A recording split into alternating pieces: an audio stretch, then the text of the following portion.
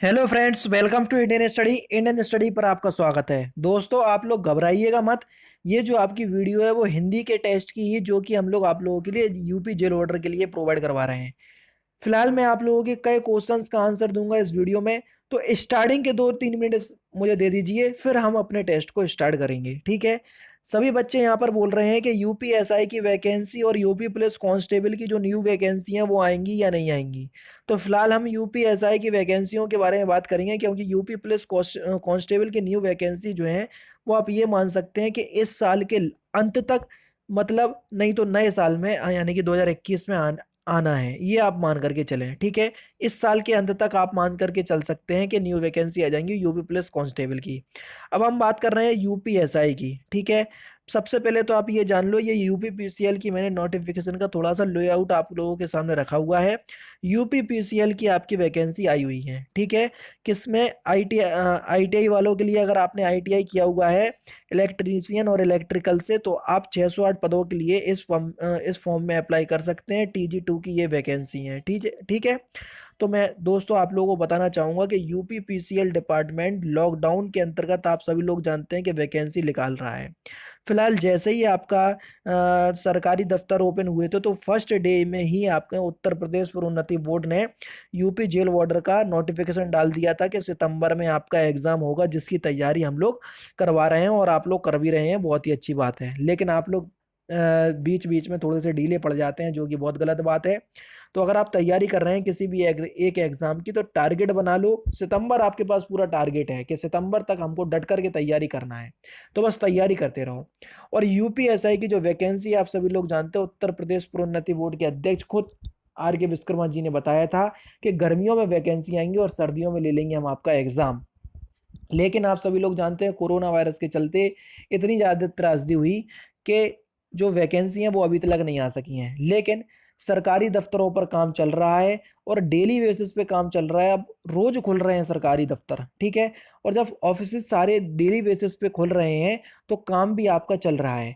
तो आप ये मान सकते हैं कि यूपीएसआई की जो वैकेंसी है वो इसी साल आ जाएंगी। आप ये मान करके चलो। और ज्यादा से ज्यादा अगर मैं बोलूं तो आने वाले 2 से 3 महीने, ये मैक्सिमम बोल रहा हूं।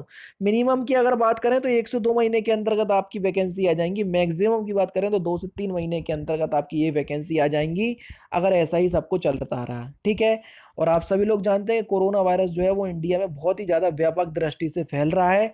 लेकिन वैकेंसी आपकी आ जाएंगी, भले ही चाहे इसका एग्जाम जो है वो कुछ समय बाद हो। तो वैकेंसी आने के फुल फुल चांस है आपके यहाँ पर, ठीक है। तो वो हम स्टार्ट करते हैं अपने टेस्ट को। तो फिलहाल मैंने आपके सारे क्वेश्चंस का आंसर दे दिया है, तो हम अपने टेस्ट को स्टार्ट करते हैं। पहला क्वेश्चन आपके सामने ये दिया है कि चार विलोम शब्द दिए हैं और विलोम शब्द का हमको चयन करना है, ठीक है। तो हमको सही विलोम शब्द का चयन करना है। अंतिम का सही विलोम शब्द क्या होगा? स्टार्टिंग में मैंने इसलिए ही आपको बता दिया कि आप लोग तैयारी करते रहो, बिल्कुल भी ढीले नहीं पड़ो, क्योंकि आप तैयारी नहीं करोगे कोई और तैयारी करेगा। तो आपका सिलेक्शन नहीं होगा तो किसी और का सिलेक्शन होगा, इस बात को ध्यान में रखो, समझ रहे। तो अंतिम का विलोम शब्द क्या हो जाएगा? प्रथम। अंतिम का विलोम शब्द होगा पहला, ऑप्शन करेक्ट। अगम का विलोम शब्द क्या होगा? 42। अगम का विलोम शब्द होगा सुगम, दूसरा ऑप्शन करेक्ट। निम्नलिखित प्रश्नों में से शुद्ध वर्तनी आपको बताना है। 43, 43 में शुद्ध वर्तनी क्या होगी? सांसारिक किस प्रकार से लिखा जाता है? चौथा ऑप्शन आपका बिल्कुल करेक्ट है, सांसारिक आपका इस प्रकार से लिखा जाता है। 44 आशीर्वाद, कई बार बताया कि ये बहुत इंपॉर्टेंट क्वेश्चन है। अब बताओ आशीर्वाद किस प्रकार से लिखा जाता है? आपका सही आंसर हो जाएगा ऑप्शन नंबर सी, यानी कि इस क्वेश्चन का कौन सा? तीसरा ऑप्शन आपका बिल्कुल करेक्ट हो जाएगा। नेक्स्ट क्वेश्चन, प्रारंभ से अंत तक के लिए वाक्यांशों के लिए एक शब्द बताना है। ये क्वेश्चन रिपीट हो रहा है, एक बार और हो चुका, उसको बोलेंगे हम आघोपांत, यानी कि दूसरा ऑप्शन बिल्कुल करेक्ट।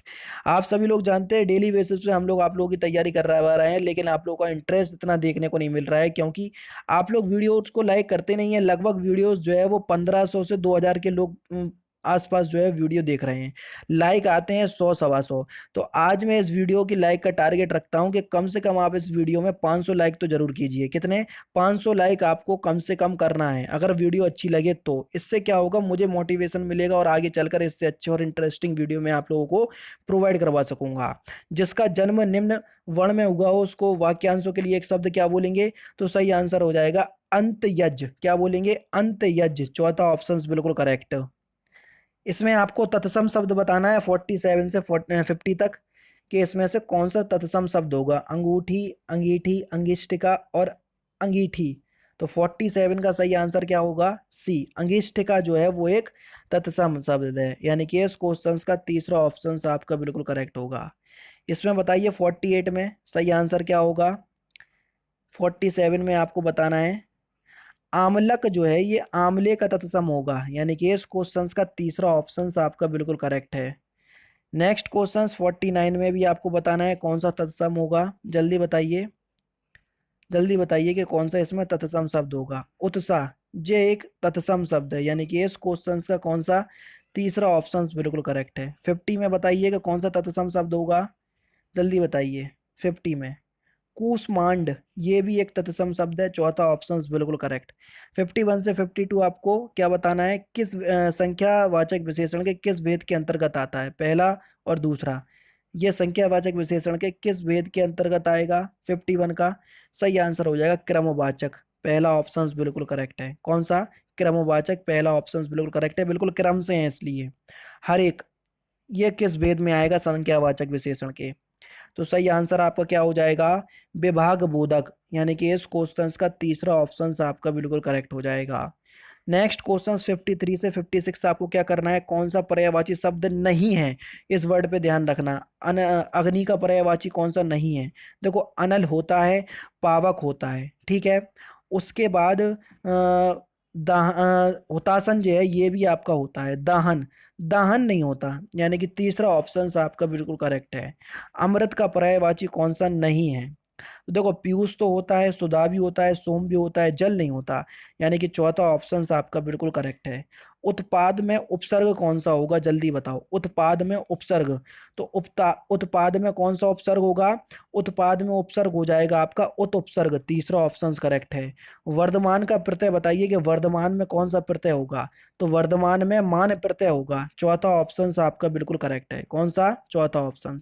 57 से 68 तक आपको क्या करना है, उसके उत्तर देना है। निम्नलिखित में से स्पर्श व्यंजन कौन सा है। स्पर्श व्यंजन अगर आपको पता है तो आप बता सकते हैं आसानी से। 57 का सही आंसर क्या हो जाएगा। तो छा जो है वो एक स्पर्श व्यंजन का उदाहरण है, यानी कि इस क्वेश्चन का कौन सा ऑप्शन, चौथा ऑप्शन आपका बिल्कुल करेक्ट हो जाएगा। तो छा जो है वो एक स्पर्श व्यंजन का उदाहरण है। वैसे अगर मैं आप लोगों को बता दूं कि का से लेकर मां तक 25 स्पर्श व्यंजन होते हैं, समझ रहे हैं ना। नेक्स्ट क्वेश्चन निम्नलिखित में से शुद्ध वर्तनी आपको बताना है 58 में। शुद्ध वर्तनी क्या है, जल्दी बताइए कि आपका सही आंसर क्या हो जाएगा 58 में। तो सही आंसर हो जाएगा अंजलि, इस प्रकार से लिखा जाता है, तीसरा ऑप्शन करेक्ट है। महर्षि शब्द में कौन सी संधि है। तो देखो महर्षि शब्द में कौन सी संधि हो जाएगी, इसका पहले संधि विच्छेद करो, तो महा प्लस ऋषि, तो यहाँ वड़ा और ऋषि आ गया तो मिलकर अर बनाएंगे, तो यहाँ पर गुण संधि होगी, यानी कि दूसरा ऑप्शन आपका बिल्कुल करेक्ट हो जाएगा। 59 का, सॉरी गुण संधि में बोल रहा हूँ और निशान दूसरे ऑप्शंस में लगा रहा हूँ, पहला ऑप्शन करेक्ट है, गुण संधि होगा, समझ रहे। नेक्स्ट क्वेश्चन माता पिता किस समास का उदाहरण है। तो मैंने आपको बताया कि अगर आपको ये योजक चिन्ह दिख जाए तो आंख बंद करके द्वंद्व समास लगा दो, तो दूसरा ऑप्शन बिल्कुल करेक्ट है। दाम लगाना मुहावरे का सही अर्थ क्या है, बहुत सिंपल क्वेश्चन। तो दाम लगाना मुहावरे का सही अर्थ क्या हो जाएगा बच्चों। तो सही आंसर हो जाएगा आपका मूल आंकना, पहला ऑप्शन करेक्ट है। असुर शब्द का विलोम शब्द बताइए, बहुत सिंपल क्वेश्चन, असुर का विलोम शब्द हो जाएगा सुर। नेक्स्ट क्वेश्चन आपके सामने, निम्नलिखित में से कौन सा शब्द वेद का अनेकार्थक नहीं है, जल्दी बताइए। फुट, रहस्य, छेदन और दर। 63, तो सही आंसर क्या हो जाएगा, दर। दर जो है ये शब्द वेद का अनेकार्थक नहीं है, चौथा ऑप्शन करेक्ट। नेक्स्ट क्वेश्चन आपके सामने, वर्ण ना मा तथा णा का उच्चारण स्थान क्या है, जल्दी बताओ। 64, तो सही आंसर क्या हो जाएगा 64 का, बिल्कुल ठीक, नासिका, यानी कि तीसरा ऑप्शन आपका बिल्कुल करेक्ट है। ना मा णा बोल करके देख लो, नाक से बोल रहे होगे। निम्नलिखित में से कौन सा शब्द स्त्रीलिंग है। 65, कौन सा शब्द स्त्रीलिंग है। 65 का सही आंसर क्या हो जाएगा, जल्दी बताइए। पंक्ति जो है वो एक स्त्रीलिंग का उदाहरण है, तीसरा ऑप्शन करेक्ट। बादलों के समूह को क्या कहते हैं, क्वेश्चन नंबर 66, बादलों के समूह को क्या कहते हैं। तो बादलों के समूह को हम घटा कहते हैं, क्या कहते हैं, घटा, तीसरा ऑप्शन करेक्ट। नेक्स्ट क्वेश्चन की तरफ चलते हैं। कैंची किस भाषा का शब्द है, कैंची किस भाषा का शब्द है। तो कैंची जो है ये तुर्की भाषा का शब्द है। 68, उद्गम शब्द में कौन सा उपसर्ग है? उद्गम शब्द में कौन सा उपसर्ग है? तो उद्गम शब्द में उत उपसर्ग है। क्या? उद उपसर्ग हो जाएगा, यानी कि चौथा ऑप्शन आपका बिल्कुल करेक्ट हो जाएगा।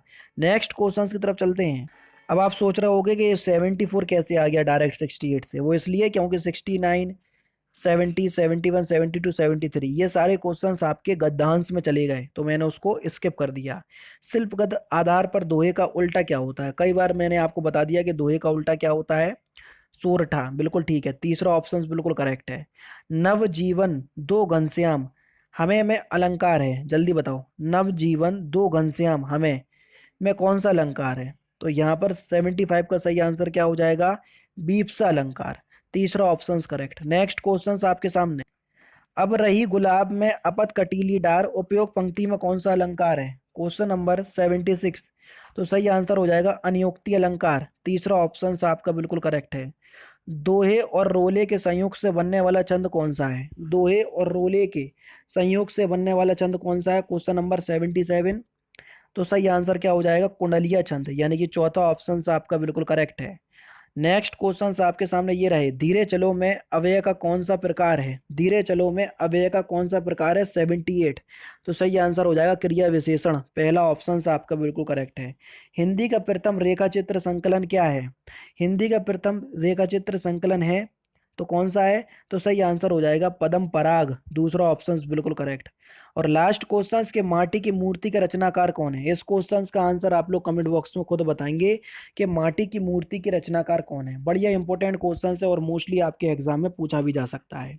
तो दोस्तों ये था आज का टेस्ट, थोड़ा जल्दी इसलिए ही मैंने करवाया क्योंकि स्टार्टिंग के 3-4 मिनट मैंने आप लोगों को वो इन्फॉर्मेशन देने के लिए ले लिए थे। कहीं आप लोगों को ये ना लगे कि वीडियो कुछ ज़्यादा लंबा हो जाए, क्योंकि कई बच्चे तो इसलिए ही आते हैं कि वीडियो लंबा ना हो जाए, वरना उन्हें बहुत ज़्यादा परेशानी हो जाती है वीडियो देखने में। तो इसलिए थोड़ा सा जल्दी आज मैंने टेस्ट को करवाया है। टेस्ट अगर अच्छा लगे तो वीडियो को लाइक और शेयर जरूर कर दीजिएगा, और आप लोगों से विनती करता हूं कि आप लोग सपोर्ट जरूर दिखाओ वीडियो को, और 500 लाइक का जो टारगेट मैंने रखा है उसको कंप्लीट जरूर कीजिएगा। तो दोस्तों फिलहाल की वीडियो में सिर्फ इतना ही। अगर आपको वीडियो पसंद आए तो प्लीज़ दोस्तों वीडियो को लाइक कीजिए, शेयर कीजिए, और साथ ही साथ हमारे चैनल को सब्सक्राइब करना ना भूलें, क्योंकि मैं रोजाना इसी तरह की वीडियोस आप लोगों के लिए लाता रहता हूँ। नमस्कार दोस्तों, जय हिंद, जय भारत।